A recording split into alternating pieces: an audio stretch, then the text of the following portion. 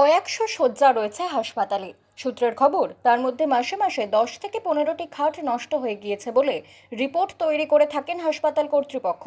এর বদলে নতুন খাটও কেনা হয় বলে তদন্তকারীদের হাতে নথি এসেছে। তদন্তকারীদের সূত্রে দাবি, হাসপাতালের বিভিন্ন ধরনের শয্যার জন্য আলাদা ধাঁচের খাটই হাসপাতাল কর্তৃপক্ষ কেনেন বলে নথি মিলেছে। কিন্তু নানা কিসিমের খাটের এই রসিদ আদতে ভুয়ো বলে সিবিআই এর কাছে অভিযোগ এসেছে।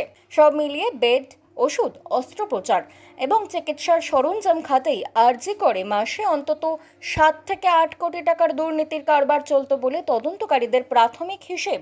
দেখা গিয়েছে, হাসপাতালে 3 ধরনের খাট কাজে লাগে। সাধারণ রোগীদের যে ধরনের শয্যায় ভর্তি করা হয় তার এক একটি বেডের দাম 30 থেকে 40 হাজার টাকা। কিছু বিশেষ চিকিৎসার জন্য ভর্তি রোগীর বেডের দাম 70 থেকে 80 হাজার টাকা। আবার অস্ত্রোপচার কক্ষে ব্যবহৃত বিশেষ প্রযুক্তি বিশিষ্ট খাটের দাম প্রায় 2.5 থেকে 3 লক্ষ টাকা। তদন্তকারীদের সূত্রে দাবি, মাসে মাসে এমন 15 থেকে 20টি বিভিন্ন ধরনের বেড কেনা হয়েছে বলে ভুয়ো নথি তৈরি করে আরজিকর মেডিকেল কলেজে ধারাবাহিকভাবে দুর্নীতি করা হয়েছে।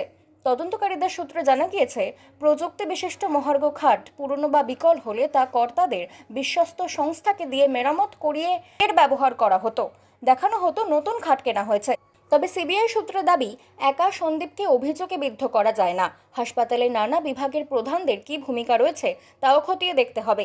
স্বাস্থ্য দফতরই বা আরজি করে নথি যাচাইয়ে কি করত তা খতিয়ে দেখছে সিবিআই।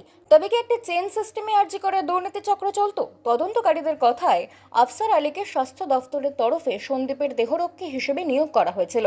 তিনি সন্দীপের সঙ্গে সঙ্গেই থাকতেন। আবার স্বাস্থ্য দফতরের উঁচু তলাতেও তার চলাফেরা ছিল। আরজি করে সার্বিক অনিয়মে আফসারের কি ভূমিকা, কেন্দ্রীয় গোয়েন্দারা তা খতিয়ে দেখছেন। বাংলা খবর, আপনার রাজনীতি, আপনার আওয়াজ।